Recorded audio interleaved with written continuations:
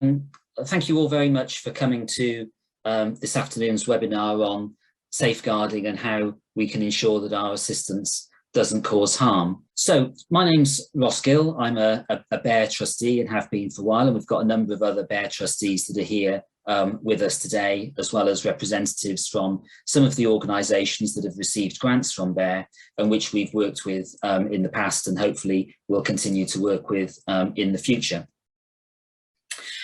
We're also joined today by two other speakers, Tanya Buynovskaya, who's Director of Operations at HealthProm, which is a UK-based charity supporting vulnerable children, women and families in Eastern Europe, Central Asia and Afghanistan, and Anna Raskina, the Director of Ulitsa Mira, an NGO primarily working with children and families in St Petersburg. And they'll be saying a bit about their own approaches to safeguarding and some of the issues that we're faced with that.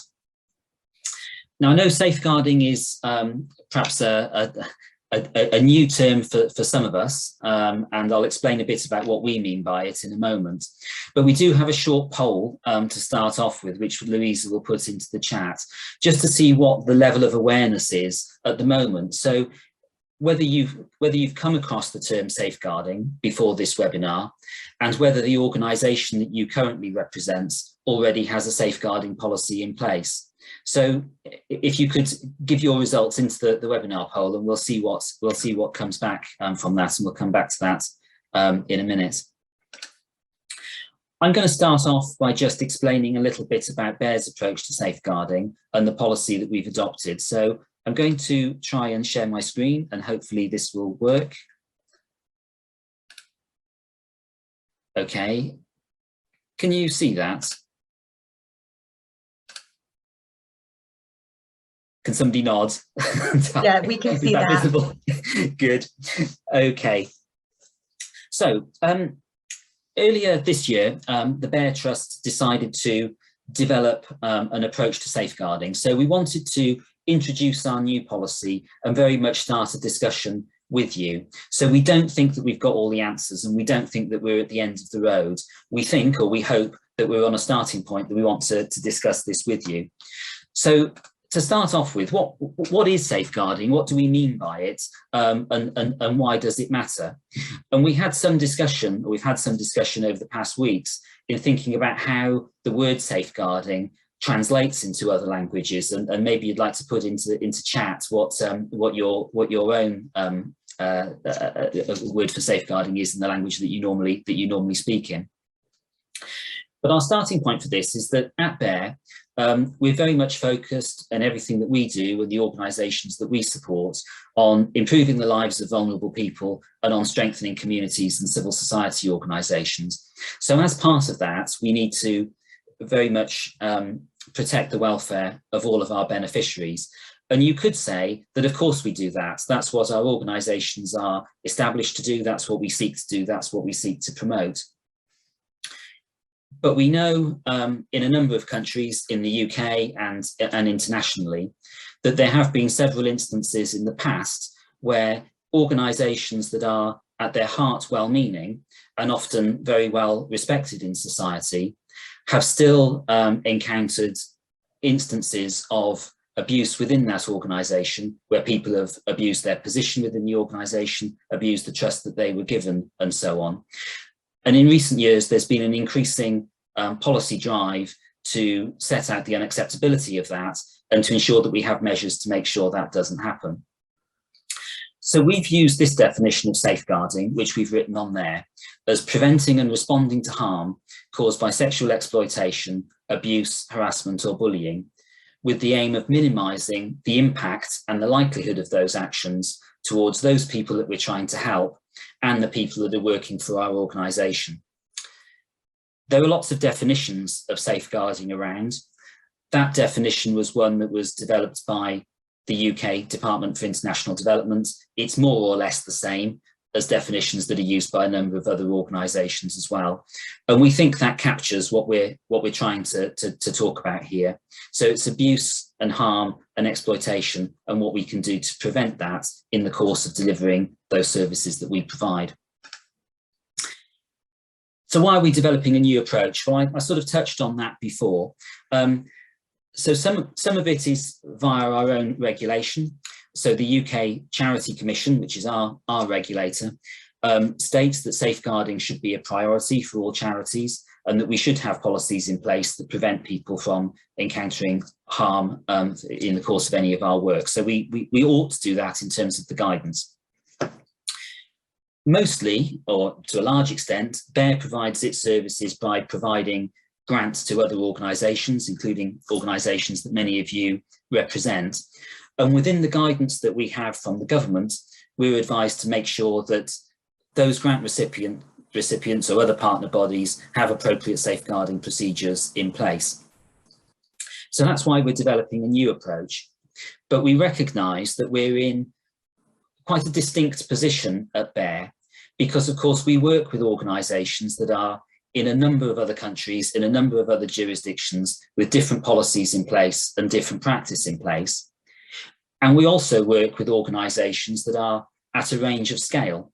So some might be quite large, several employees, may have existed for a long period of time, may have many policies in place. Others are new, may have very few staff, may just be volunteers, maybe new community organisations. And we very much want to ensure that we can support some of those smaller organisations as well. So we recognise that this is a challenge and that we want to work with you and get your perspectives as we develop this. Okay, sorry, have I just missed a slide? Let me just go back. That's it. So we've produced a new policy, which we will send round afterwards. We have an overall statement at the top, which I won't read out. You can read it on there, but very much underpins what I've just said. Some of the things that we've said that we will do in the course of this policy is that we'll make sure that we carry out due diligence on those third-party organisations that we support, and we do that anyway. We want to share awareness of good practice in relation to safeguarding. We want to support beneficiary organisations in developing their processes, and that's some of the things that we're really keen on. And we also want to make sure that if any organisation has a safeguarding concern in the course of a project that we are funding or involved with, that can be raised with us and that we can take action as a result. Within the policy, we've set out some key responsibilities, and in due course, these key responsibilities will be reflected in the grant agreements that we make with grant beneficiaries. So we want to make sure that at a certain minimum level, safeguarding policies are followed by everybody. What that means is that we must report any concerns of safeguarding violations to us, and we must all maintain an environment that promotes safeguarding. I think that's fairly self-explanatory. And there are some things that we must not do. And of course, you must not do these things, and these things are illegal in any case.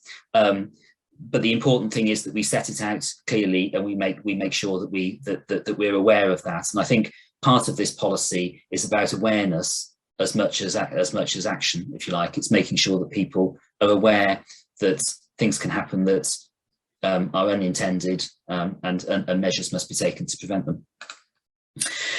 So finally, moving forward from this, as I said at the start, it's very much a starting point for discussion. It's about how we can develop our practices over time. So it's quite easy for us to put together a series of slide presentations and say, you must do this, you must not do that.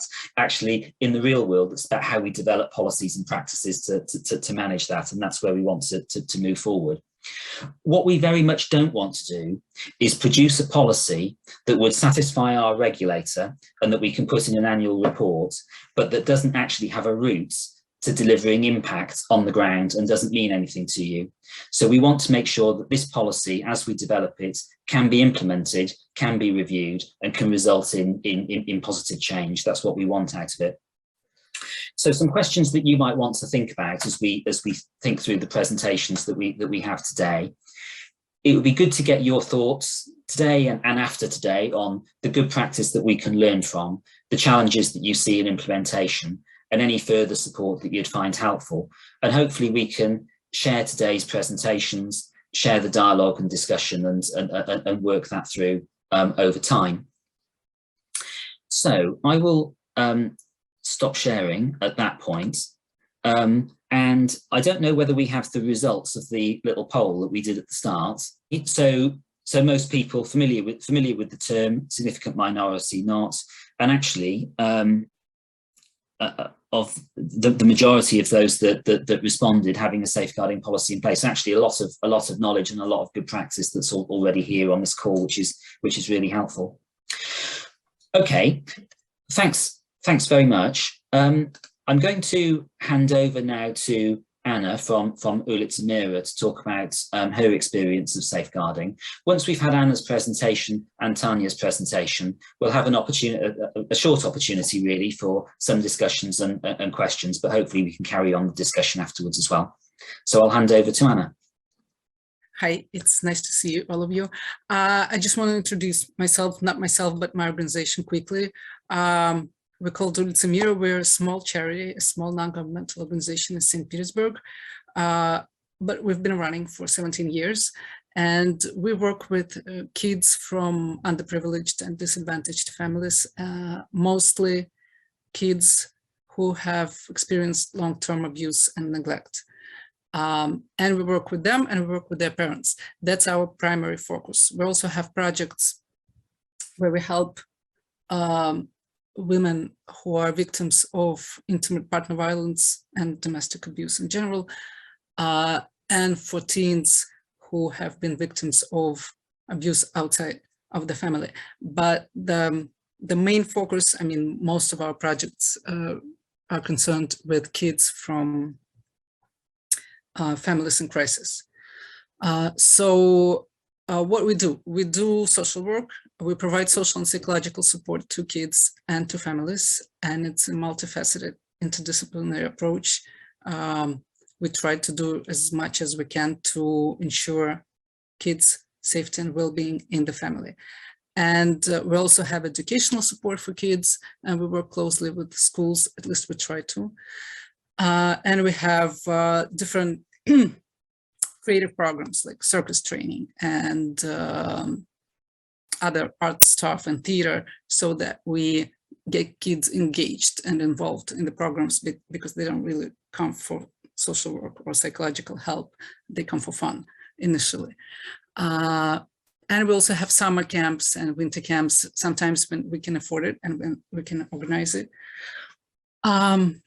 So it's a long-term program, and usually families and kids come and stay in the program for as long as they need to be by themselves later on and be safe. So in this respect, I'm trying to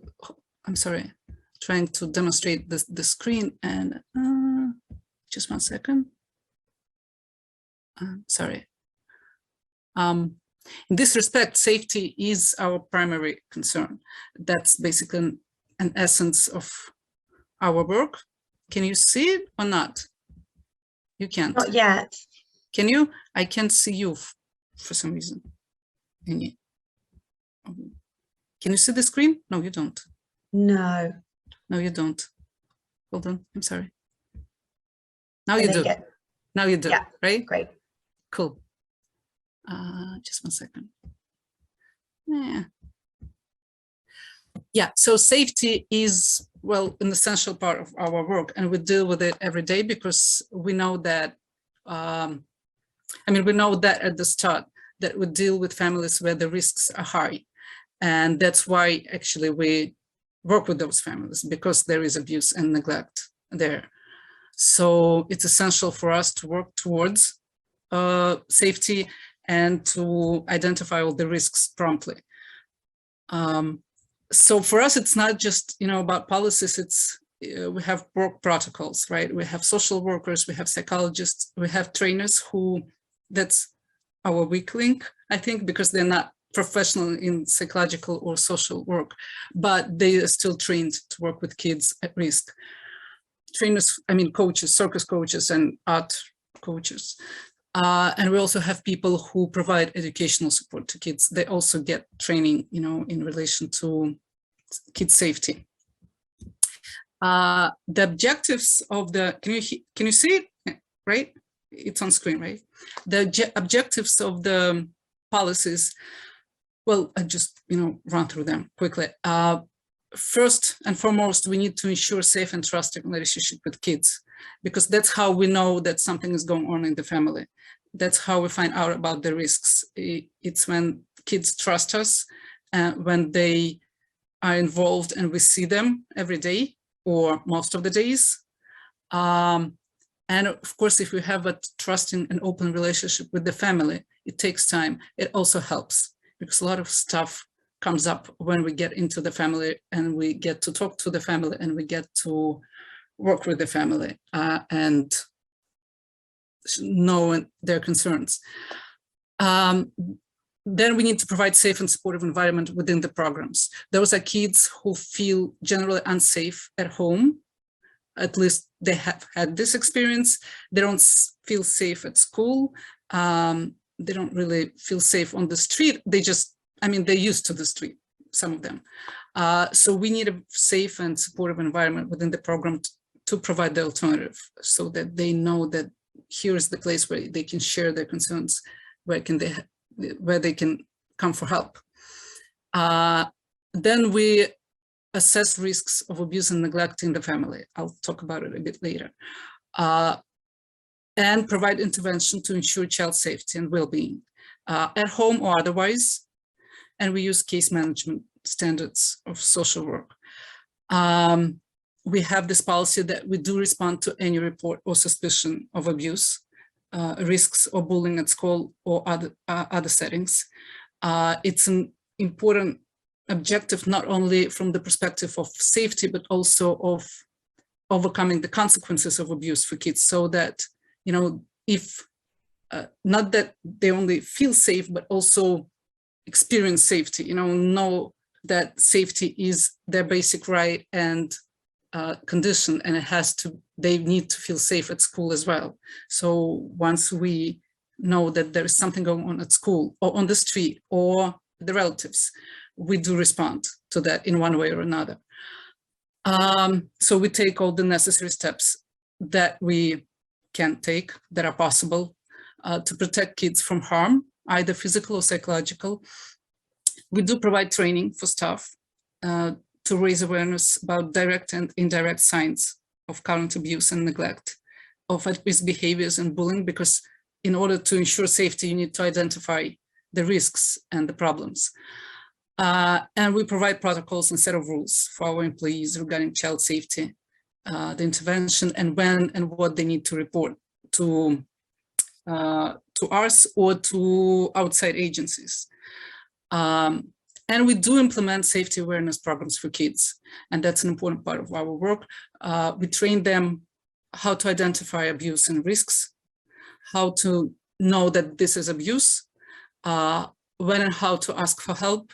And they have a lot of problems with that because they don't generally trust people, especially officials. So it does need some work. And also programs that are aimed at prevention of at-risk behaviors. So the first thing that we do is current safety assessment at home, because we almost always know that there might be a problem. Sometimes we do have this information already that comes from schools or other agencies. Sometimes we don't know much about the family. So the criteria are child's physical well-being. This is assessment of injuries, if any, physical signs or markers of abuse, signs of malnutrition, food or water deprivation. That happens in Russia, even in St. Petersburg quite often. In these families, general health and appropriate clothing. That's an indirect sign that something is not well, not in terms of violence, but maybe in terms of neglect at home. And of course, child's emotional well-being. We respond and pay attention when kids are scared to go home, scared of a parent, that might be a sign of abuse, when they're very anxious, when they have depressive symptoms, that not necessarily implies that they have abuse, but that's something we do take into consideration. And general risks, environmental, risks at home, meaning home environment, when child is left unsupervised at home or other settings, or is left with people who are unable to provide protection, or themselves pose danger to a child. That happens quite often as well. If we have any knowledge of recent incidents of abuse and neglect, we do take them seriously, and we do assess the current safety. Any ongoing domestic violence can be an indirect sign of risks for a kid as well. And child's vulnerability, young age, special needs, and special health issues, because those things do put a kid in a vulnerable position. They don't have skills or abilities to protect themselves, or to leave the house, or to ask for help. And what's important to us as well is parents' ability to critically assess their actions in regard to child safety, whether they do have critique of what they do. Do they realize the harm that the kid can endure as a result of their actions or of the environment? Because when they don't, it's a poor sign. And presence of people who can provide protection and ensure safety could be other parent or other relatives, or in St. Petersburg, people who live in the same apartment, because, you know, we have this communal living thing still going on. So if there are people, adults nearby who can protect or signal about the problem, that's a plus. And the important part for us is risk assessment, and the objective is to assess the current safety, the risks in the near future, and what type of intervention must be employed. So what is the probability of the recurrence of abuse or neglect? Can the child stay at home? How much time we have to take action? And the level of intervention and support. Those are basically 4 questions that we need to answer before we start actually working with the family. And the risk assessment always includes severity of prior abuse or neglect, frequency of abuse or neglect, child's age and vulnerabilities, his physical and emotional state, and causes of abuse and neglect, and how relevant they are, because sometimes the abuse was there when there was a crisis, and the crisis is overcome, the family has overcome the crisis, and it's not as relevant anymore. So the risks are not as high. Also, the presence of people, I talked about that already, who can provide protection, and other protective factors. Age is one of them, kids' experience with Child Protection Agency and information that he's got about it is another, and some qualities of the parents. We actually, we talk to a child, it's a clinical interview, and it takes time. It doesn't happen in one day sometimes, but we try to do it as fast as we can because it's a matter of safety. We try to talk to parents, and we have home visitations if they allow us, and if we have this rapport with families, so we can assess what's going on in the family. We don't do it in a manner in which officials do it, because they're very repressive and very law-oriented and very negative towards parents. So they don't really get a lot of information sometimes, because people just don't talk to them. They're scared of them. We're in a better position here, because we usually have this trust. We're not the state, we're not there to punish them, we're there to help. So it's, I think, a bit easier for us to assess the real risks in the family or outside of the family, because kids tend to talk to us and tell us about what's going on in their lives. And if there is a low level of risk, that basically means that the risk of severe, of any physical or severe psychological harm is low or non-existent. There is no evidence of abuse and neglect. Those families usually don't need our support. So that's when we close the case in a way. But we rarely come across low risk, level of risk. The medium level of risk implies that there is evidence of neglect or abuse. Low risk of physical or severe psychological harm in the near future, yet we understand that without the intervention, the risk will inevitably rise. So this family still needs help, and this child still needs protection. High level of risk means there is evidence of abuse, there is and failure to intervene and provide immediate support is highly likely to result in injuries or serious illness or severe psychological harm. In this case, ideally, intervention, our support and our help is coordinated with school and with child protection agencies when possible. And that's the problematic part, because it's often the cooperation with child protection agencies is not very good sometimes. They're not very efficient. They're very repressive. It's sometimes hard to have a joint approach and joint effort. They tend to remove the child from the family, as immediately without actually finding out what's going on. They don't work with the family properly often. Sometimes they do. And sometimes they don't trust us. So it's tough. When there is a critical level of risk, it means that there is imminent risk of serious injuries and illness or death. And that means to us and to the state, we don't define this criteria, immediate removal of child from the family. And obviously and definitely report to child protection agencies or law enforcement agencies when relevant. The problem here for us is that we don't have any legal means to do that. We're not the state, we're not entitled, right? We don't have any rights to take the child from the family. We can only report the case or talk to parents and reach an agreement that we place the child with their, when they agree to a shelter, for example, for a few months.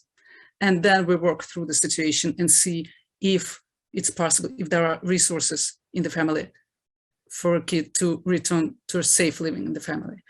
But when we don't have this agreement with the parent, then we need to report it and hope that child protection agency will do their part and provide protection. And it's a problematic part. I'll talk about it a bit later. So when there is medium and high risk, we do have a we need to come up with a safety plan, thorough evaluation of child's and family's needs and resources, and support plan. And we assess results and risks every 3 months. When there is critical risk, we remove the child from the family together with the CPA, Child Protection Agency, assess parents' motivation and resources. And if it's reasonable, if there is some room for progress, then there is an individual plan to work with parents and psychological support to a child. And we, on our part, in this case, provide support for a child to see the family if he or she wants to, and if it's safe, while child lives separately, so that we don't, make this trauma, psychological trauma worse. And if the child returns to the family, then we closely monitor well-being in the family. Actually, in the situation of high risk, we also very closely monitor what's going on, and we need to be in contact with the child and the family constantly because the risk is high and anything can happen anytime. We need to know it fast if there is high risk and the child still stays at home. Maybe I'll talk about the challenges right away. The problem for us is there is a lack of safe options for child placement and care in Russia. It's either a shelter for a short period of time and then orphanage, which is quite a traumatic experience for kids. They have attachment problems there. They have a lot of psychological abuse is prevalent. Physical abuse happens there as well. So we need to choose between two evils sometimes, because staying in the family is not safe. Going to orphanage, it has horrible consequences sometimes as well. So it's a tough choice. And it's great when we can make this choice together with child protection agencies. If we come to an agreement with the family, it's great, but it doesn't happen all the time. We do have trust issues. Families don't trust child protection agencies. So it's tough on their part, to work with them. We do have a problem that there is no coherent policy. Child Protection Agency, I mean, there is on paper, but they don't implement it very well often. And general public is usually distrustful of child protection or law enforcement agencies, so they don't report abuse very often, even when they encounter it, like neighbors or friends or relatives or whoever. And we on our own have a lack of human or legal resources to resolve each and every case on our own. Very quickly, safety outside of home, at school. If we have any case of report or suspicion of bullying at school or teachers' abusive behavior, that happens very often in Russia. Psychological abuse is widespread in Russian schools and bullying is prevalent. Then we talk to a child, we contact school and parents, we contact Child Protection Agency if necessary, and ensure that school and CPA respond and provide safety and resolve the case, and provide psychological support to a child and monitor the situation. In case of report or suspicion of abuse, threat or danger on the street, outside of home or school, we contact parents, we do contact Child Protection Agency or law enforcement agency and assist them with ensuring child safety if that's necessary. And we also pay attention to prevention of future at-risk behavior on behalf of the child. I have just 1 minute left, I guess. If we talk about safety within the programs on site, we have general safety rules and compliance agreements with our staff regarding communication rules with kids and families, definitely, obviously, no psychological or physical sexual abuse. We have confidentiality rules regarding the personal information of kids because it's very sensitive.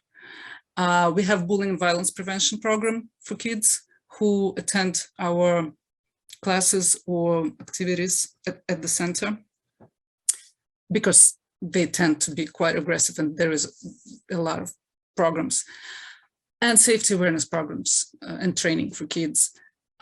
So when there is a case of bullying, we respond to it and we resolve it. Where is a case of inappropriate behavior, abuse involving staff, I've encountered 2 in 15 years. In one case, we terminated the contract. On the other, we changed the employment contract, and we discuss it with the child, with the team, and provide psychological support to our child and to kids involved. We do report it when necessary, but we've never encountered anything like that within our programs coming from our staff. So yeah, basically, very quickly, that was it in terms of, our safety general rules of, ensuring safety for kids. We also work with women who are victims of domestic abuse, and their safety plan is a primary concern as well. But it's when you work with an adult, it's a client's request for help. When we work with kids, we don't wait for them to ask for help. If we see a sign of abuse or neglect, we intervene. When we work with adults, usually they come to us, and our safety plan is something that we need to agree on with the woman. And sometimes it works out and sometimes it doesn't, but we do provide psychological support and social support and legal support when possible or necessary. So I was quick, I think. Absolutely. Thank you very much. Hopefully it was coherent. Indeed, completely. And really interesting that, both the extent and the robustness of the policies that you have in place, but also some of those challenges that you have. And that's the really interesting thing, isn't it? Having the measures in place and then how they come up against the challenges that you face and the policies or lack of that other organizations that you have to work with have. Thanks. So if we move on, and I'll invite Tanya Buynovskaya from HealthProm to give our next presentation.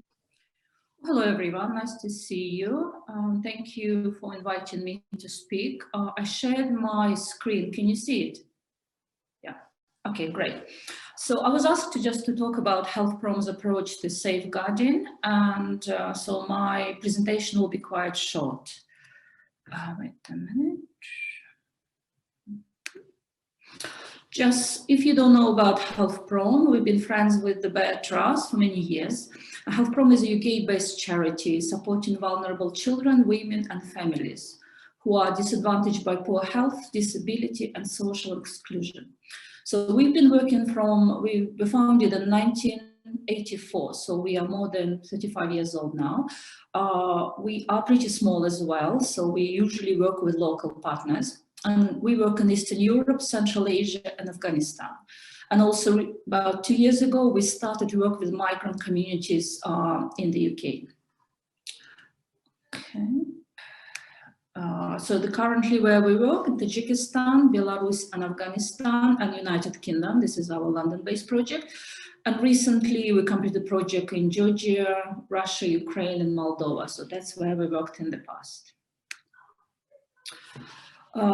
We started our work on safeguarding quite a few years ago. I think it was always part of our policies, but after maybe about 5 years ago, when we got large funding from institutional donors such as British government, we had to ensure that our safeguarding approaches and policies are up to date and they are very practical and we update them every year. So that's why we sort of seriously looked at our safeguarding policies. I think before we used to call them just child protection, but now our safeguarding policy are much wider than that. So the key of our approach is to recognize and respond to children and vulnerable adults in need of protection. And why we talk about vulnerable adults, it's usually mothers, women, vulnerable women, for example. In the UK, we work with women. It could be parents or anyone who's an adult who needs protection. Safer care development is built into all our projects internationally and locally in the UK. And we do this through providing training and support to local partners. For example, in Tajikistan, we did quite a lot of work with staff and baby homes and local practitioners and professionals, because we sort of work in the baby homes because it's important that there is a child protection in place, and that's all the local professionals who work with us, they need to be trained in this area. And the third thing of our approach, the key element of our approach, is a clear organizational policies and arrangements. So at HealthProm, we're very clear what we need to do, when we need to do it, and who is doing it as well. And we review them regularly. So recognizing and responding, and the purpose of our child protection and vulnerable adults policies is, first of all, to recognize that when a child or vulnerable adult is in need of protection from violence, abuse, and neglect. And the second one is to provide a procedure for recording and reporting to protection authorities. Because we don't have presence in the countries where we work, we work through partners. So it's usually a partner's job to report it to the local national authorities and also report to us. And by law, we have to report any cases to Charity Commission as well. And local partners must have their own policies that connect with local procedures, because of course UK laws are not working for different countries, and procedures and the laws are quite different in lots of countries. So we need to ensure that if our partners use their policies, they need to be clear that it's local procedures as well. So what does this mean for HealthProm? So first of all, it's a foundation of moral and ethical values. So we have organizational ethics policy and code of conduct, which are sort of actually very important for all our work and all our projects and our internal work as well, and for the board for trustees as well. So called ethics policy and code of conduct, and each member of HealthProm team and the board and volunteers need to sign to this code of conduct and policy.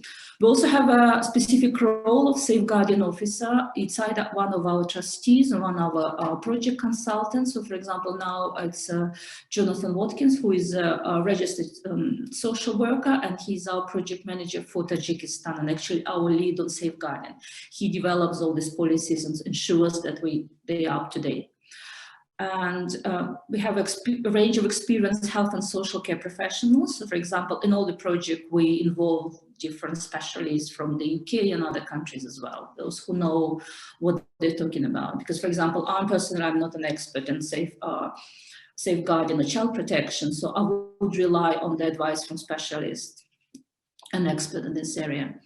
A good set of policies containing pathways for action. So we do have quite a big number of policies, not only safeguarding, but other policies as well. And usually all of them will be available on request or through our website.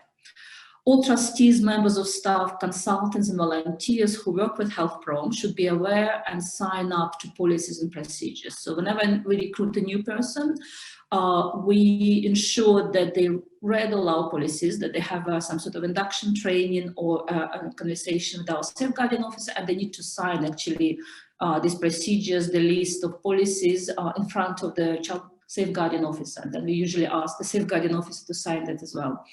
And also we, I think a couple of years ago, the board decided that actually we need to do DBS or police checks for all trustees, members of staff, consultants and volunteers. I think in the past, we only did this for people who directly work with vulnerable adults and children. And we always before, most of people in the office don't really have access to these groups of people, and trustees as well don't have access to this group of people. But it was decided that we need to ensure that everyone has is police check. And we sort of started this quite recently, and it has to be updated every, I think, 2 or 3 years as well, these certificates. We also need to ensure, or trying to ensure, that all our due diligence procedures sort of are downstream to local partners, for example, and also compliance with funders' requirements. So let's go hand in hand, because, for example, when we had funding from FCDO, from British government, we need to actually ensure that they agree with our policies, but also need to show the donors how we do it with local partners as well. I need to ensure that each local partner who is part of the contract sort of also sign up to the policies and the general procedures, or have their own policies which are in line with international standards. Yes, and what do we do, sort of the practical steps? And as I told you before, we are quite small, so of course we can't do too much, but it was decided that this is a priority for us and we have to stick to the rules. So first of all, we review our policies annually. So at the board, usually we have a timetable, which policy needs to be reviewed when, and we need to ensure that it's actually reviewed, signed up and changed if needed. We conduct annually again safeguarding refresher training. On this year, we've done it online, and it's done by our safeguarding officer. He usually goes through the main policies, the main rules, the main important key factors, etc., and also asks if everyone signed up to policies and everyone has DBS check, etc. So we try to, I think we do it every year now. All trustees, staff members, consultants and volunteers sign up to safeguarding policies. So it's, and we do check if everyone is sort of the signature is up to date. And DBS checks as well, so we do them. So maybe not enhanced if they just working in the office, for example, and don't have a contact with vulnerable people, but we do ensure that there is at least some DBS checks for them, and a safeguarding officer. So practically for us, that's important. This is just part of our safeguarding policies. We actually have 4 different policies. One is child protection policy, and that's probably what Anna was talking about. Sort of is quite similar. So we need to ensure there's a child is safe. We evaluate risk. During all our recruitment, management and training, we need to ensure that we stick to the child protection policies and purpose. Also, the same goes to our partner organization. In these policies, it's stated what is the reporting process, the communication guidelines, how to recognize abuse, and all the pods, all the forms for reporting as well as part of these policies. Then a similar policy is vulnerable adult policy. So it's a little bit different because, of course, we're talking here not about children, but adults. So it's a reporting process, and different procedures could be a little bit different. For example, disciplinary procedures. For example, if the member of staff sort of complains that something, I don't know, if they sort of report any abuse, etc. But they are both quite similar. The next 2 policies is, I already spoke about ethics and code of conduct. So this is our general basis of our work, the culture of openness and trust, that we comply with the laws, fair treatment of everyone who comes to us, including all the staff, all the volunteers and all the clients as well. zero tolerance to fraud, bribery, and bullying. And we actually have a separate policy on this as well, because I think this was one of the requirements of the some of the funds that, especially from the government. This policy sets out all our values and also how to report if we think as any of these rules are broken.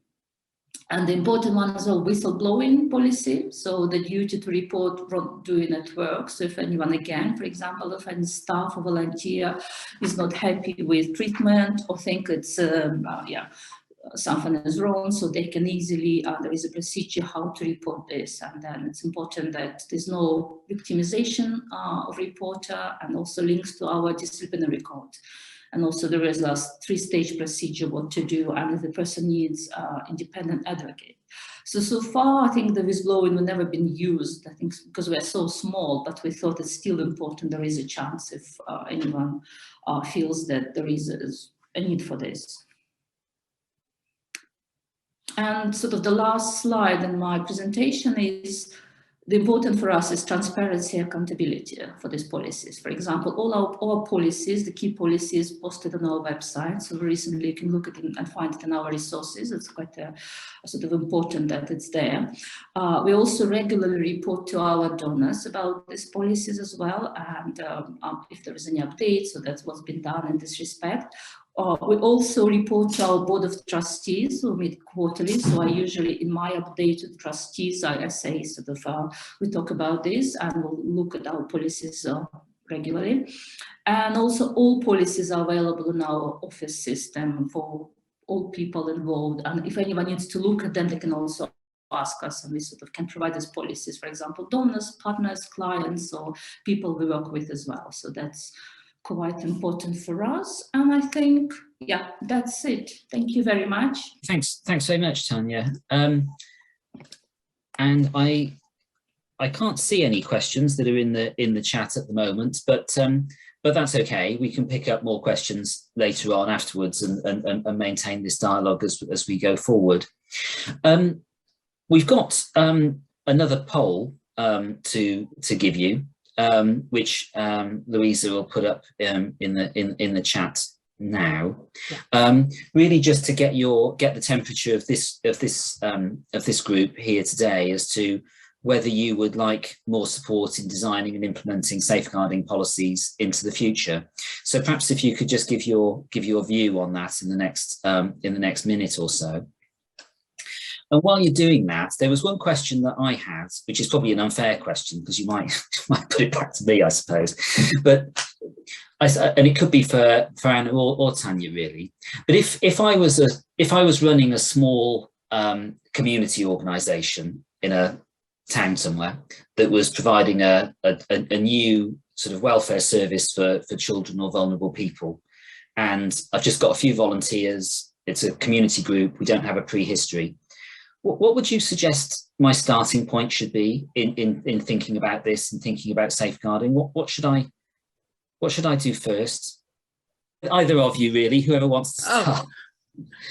Tanya, you can start. Yeah. I think for us, because we work with quite small organization, you need to start with sort of looking at the local policies. What is the national policies, and also whom are you working with, and what is the risk assessment of your groups you're working with?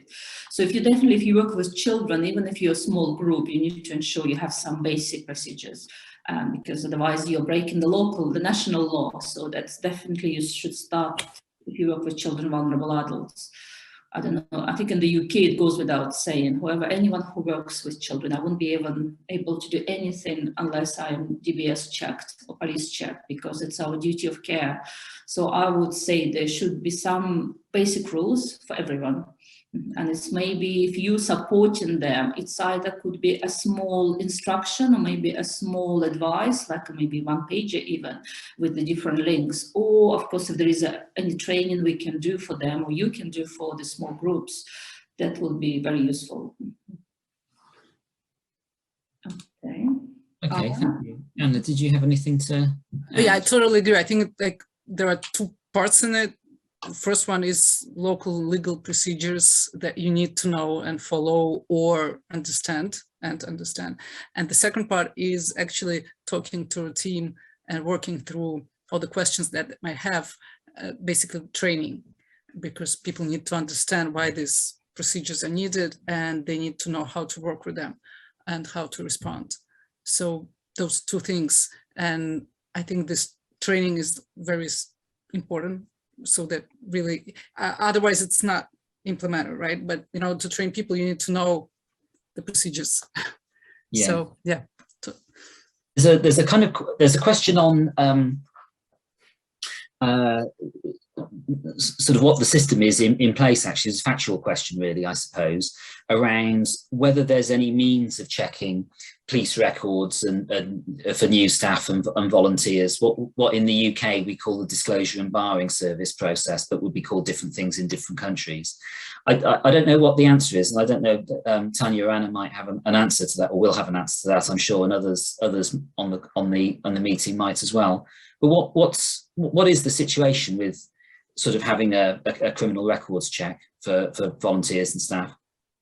We're not obliged by the law to do it in Russia in non-governmental organizations. So we don't need to do that. And we can't really, we can ask for it, but it's a matter of compliance. We never do that, actually, but we're small and we know each other, you know, and we can see each other. Yeah, we don't do that. I think schools do, you know, when they hire people. But non-governmental or other child agencies or organizations in Russia generally don't. But I think it might differ country by country, right? The requirements. Yeah, I think to be honest, I don't know about each country. I know that, yeah, it is all depends on the local rules, and if it's the local partners don't do it because they're not obliged by law, we wouldn't be able to insist as well.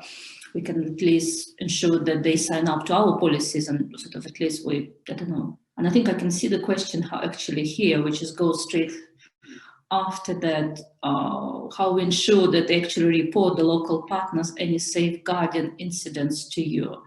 And the thing is, the only thing we can ensure is by developing trust with them, so they can actually trust us, and we constantly talk and have regular meetings with them, because if without that, they can hide them easily and we won't be able to see them. So that's yeah, there's nothing I can't do. For example, if I don't go to the countries, or even if I go to the other country once every 6 months, and if they hide something, I would never discover it unless somebody else complains to me directly.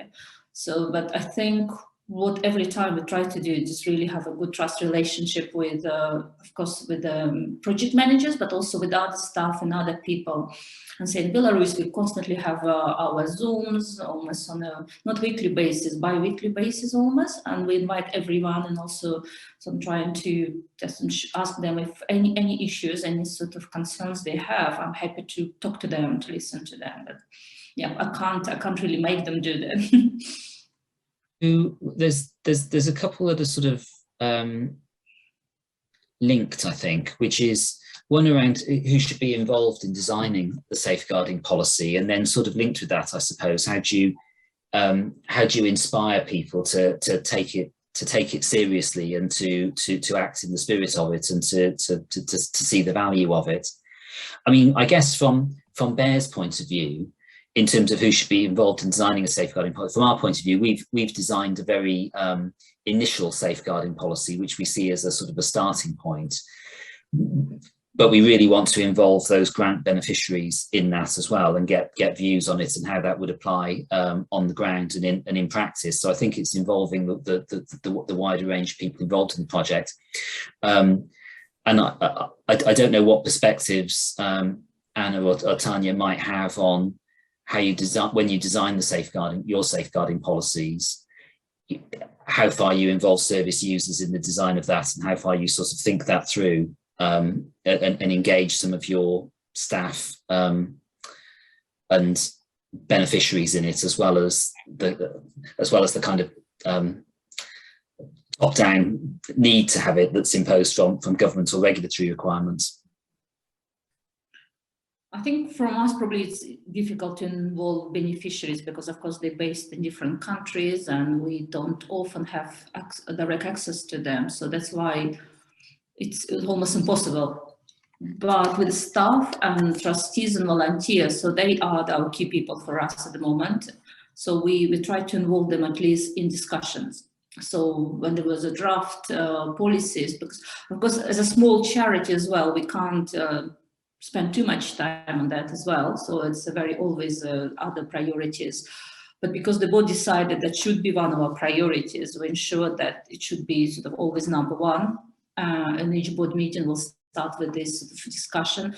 And also we just looked around and look at the big organization, which I know they have the full departments and they have really good experts and they have people and finances to do these resources. So we just looked at their policies, we compared and sort of tried to, out of all the different policies, sort of bring things that we liked and we thought are good and maybe not too time consuming as well. But I think because we have a few like social workers on board as well, so it's good to have somebody who can put them together and then lead on this process and train others as well. Because as I told you, I'm not an expert. Most of our trustees don't really understand much about safeguarding policies or understood before. And that's why we ask our social worker to do this work. And he actually, I don't know, inspires us probably because he always tells us to do this. He always reminds us. And I mean, I forget. And then he's saying, okay, that's important. Let's do it. So I think you probably need one person who is like almost a champion of yours and drives this. If you don't have this one person, it might never happen, yes, because it is hard to persuade everyone. Yeah. Yeah, so the practical evidence of the value on the ground and its practical implementation is almost the route to raising awareness within the rest of the organisation in that sense. Yeah, yeah. We always engage social workers and psychologists when we do that, and legal expert. We don't have a lawyer of our own, so we invite someone who can, provide expertise on the procedures, the legal procedures that we need to know. But I think you always have to have someone who have direct knowledge of your target group problems and risks. Usually it's a social worker. Even if you don't have a social worker in the organization, some expert that, or psychologists who has the knowledge of, safeguarding and safety issues that might arise. And I already said that, but also from my own experience, because I was sort of leading the team when we have so many projects and you have to do fundraising and you have to deliver the projects as well. And yes, I did find in the beginning it was hard for me to sort of really ensure that we have all the policies. And I maybe even in the beginning was thinking, why do we need this? Do we just need it for funding purposes? But at some point now, doing this presentation, I'm fully committed, but it probably took me a few years. And it did help that there was one person on the board and one sort of our consultant who is really, I think they're very enthusiastic about child protection and safeguarding, and they sort of ensure that even if I was maybe a bit thinking, oh, not again, then that they sort of keep me motivated as well. Hey, the last question that we've got on the list in the chat is quite interesting actually, about how the extent to which safeguarding is dependent on social or cultural circumstances, and I guess the answer to it is that you seek to protect everyone. Clearly, there are definitions of what would constitute somebody being vulnerable, depending on their ability to make decisions and other things, and that will vary from place to place. But it's quite an interesting question, I guess.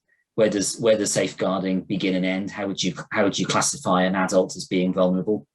And I don't know if you have any perspectives on that. Yeah, I think, well, Tanya, you can go. No, okay, Anna, you start. Okay. Yeah, I think homosexual LGBT teens and adults in Russia are definitely at risk, a high risk of abuse or violence or bullying. So you need to keep it in mind. But I think the risk assessment is still the same, right? And the objectives are still the same. If a particular teen or particular adult is at risk, then you devise a safety plan. The methods can be a bit different depending on the socio-cultural circumstance. If you live in a very homophobic country as we do for now, then you don't have as much means of protection, and your opportunities are limited, and you need discretion, and you need to be very accurate about it, what you do. It's not as straightforward as working with heterosexual teens. But otherwise, the objectives and the purpose of your work and the idea of safety is still the same. No, I agree with Anna. I think because of course I've been living in the UK for quite many years. So for me, this question already difficult, because I sort of can't even imagine what's the difference between this and the different groups. So it's an adult and it's a child, and doesn't matter what sort of diversity factors they have, it's our duty to protect them if they need to be protected. I think we discussed recently this issue as well, especially in maybe not sort of LGBT, but sort of in general, say countries like Afghanistan, where their violence, sort of domestic violence, is probably a bit different cultural norms than in the UK. And we still agree that as a HealthProm, we adhere and actually committed to protection of human rights. And we believe that human rights are universal, so they are still the same basic human rights for everyone in every country. And even because of this sort of cultural difference in the different countries, we as HealthProm, if we work there and if we fund it and if we work with people, for us, of course, as a person, a human being, probably is sort of the basic sort of notion. So we'll try to, yeah, at least, and what we try through our training and talking to local people as well, just maybe not to motivate, but just show them that that's what we believe in, and that's the basic of everything. Yeah, but it's difficult. And also we don't tell them that that's how you have to do. That's the only way to do it. And if your country has different rules, then that's not right or wrong. But we sort of say that's what we would do, and that's in the country where we work, that's we believe in that. And we sort of, yeah, and yeah, that's how probably the only way I could see at the moment. Okay, thank you very much. And we're just about out of time, I guess. But we did have that little poll just a minute ago, and I think we got the results of that, which I had, and then I minimized, and now I can't find them. What did it say, Louisa? Ah, there we are. I found it now. Sorry.